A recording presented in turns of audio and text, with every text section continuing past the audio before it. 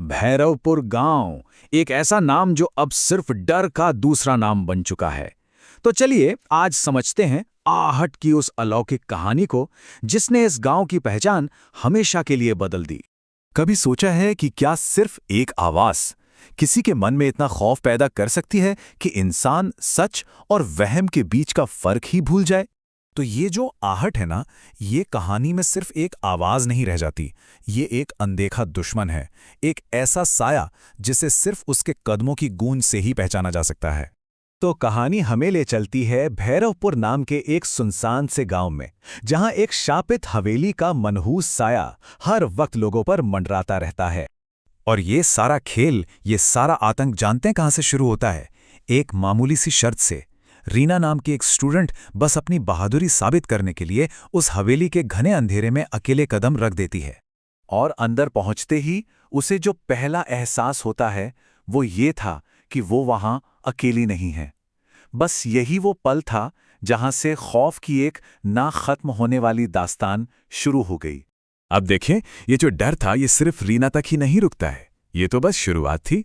देखते ही देखते आहट का डर एक बीमारी की तरह पूरे गांव में फैलना शुरू हो गया। और आहट किससे अपना निशाना बनाती थी? सच तो ये है कि वो किसी में फर्क नहीं करती थी।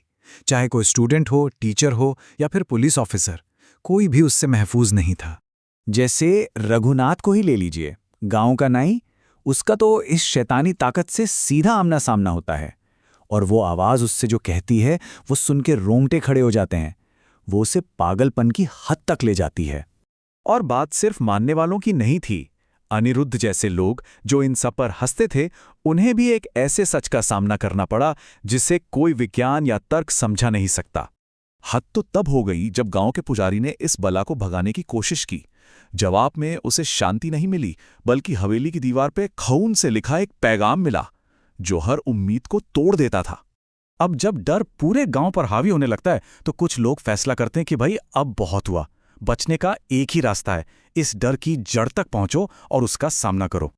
और फिर बनती है एक टीम। इसमें रीना है जिसके डर ने अब जिज्ञासा की शक्ल ले ली है।